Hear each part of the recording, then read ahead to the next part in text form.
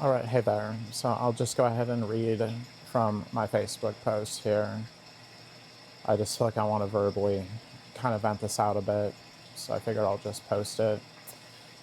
So I will let my voice known and heard. I am rabidly pissed that Trump wants to use this as a rationale to build a ballroom.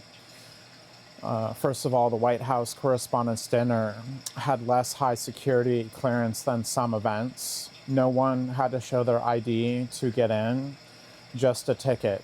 How does that make any sense, seeing as Trump wants to have us show our passports to even be able to vote? Secondly, this would potentially warrant a higher degree of security clearance or security for such an event, not a ballroom. Thirdly, the president has the counter-assault team, or CAT, that shadows him at all times. They can throw up an invisible, bulletproof wall at a moment's notice. I wouldn't even be surprised if they could throw up a wall that could protect from explosions. There is plenty of good security for the president, and there would have been more at this event if the Trump administration were competent and made sure it took a higher security clearance, having an ID checkpoint before someone gets to the ticket checkpoint, for the hell example. But none of that happened. Democrats and Republicans are now backing the so-called president's obsession with a ballroom. A bunch of spineless cowards who easily cow to some narcissistic baby in some man's body. If he is allowed to build his ballroom off of an event like this, it will confirm that violence gets him what he wants. Do you think the person who tried to assassinate the heads of state and attacked federal officers will be pardoned?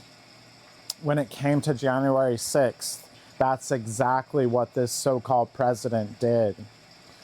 Most of all, I am so sick of how he tries to project the problems and blame someone else. The short of it is that thanks to Trump using violence to get whatever he wants and playing around with that in government, the country is more violent, and he is a much more high priority target for would-be assassins. Why did the shooting at the White House dinner happen? Mostly because Donald Trump and his cronies have fostered a culture of violence.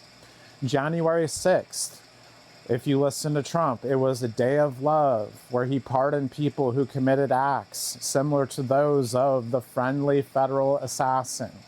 But the attempted coup against his side of the equation is just another reason to build a ballroom.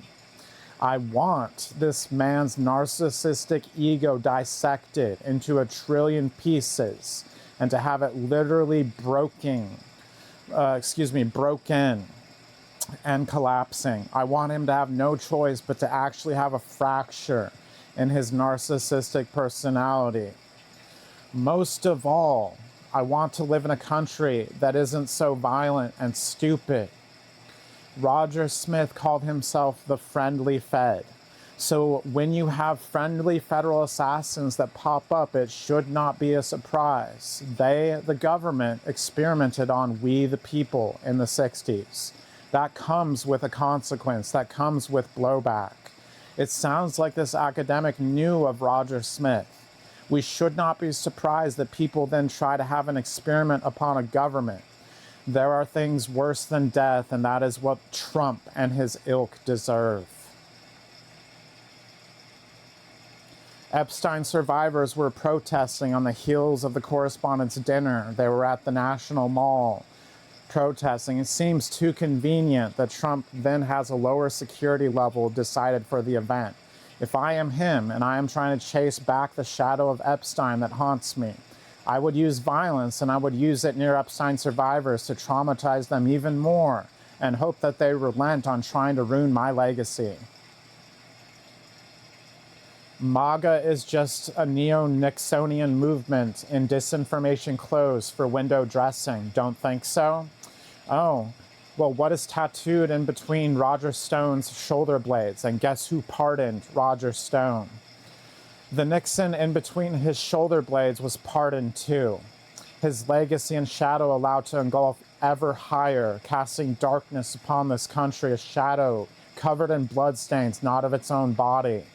This is just picking up where Nixon left off, corrupting the judiciary even further, advancing what he allowed to be an option.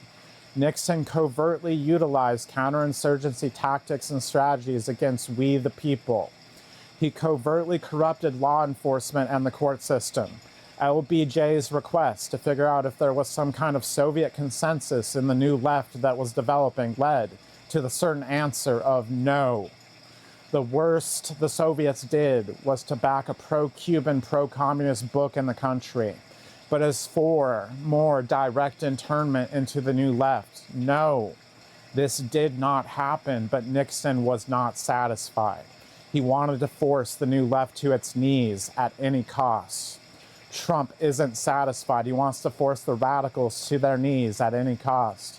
Trump uses overt military strong arming through ICE to try to force it, where Nixon did it in the shadows and overtly seemed to be about detente.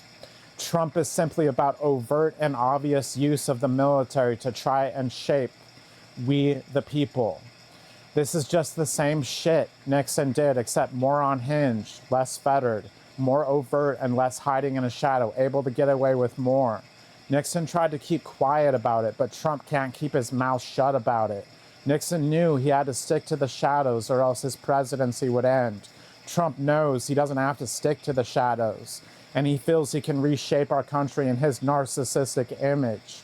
And that image is just Nixon propped up and made to look like Ronald Reagan.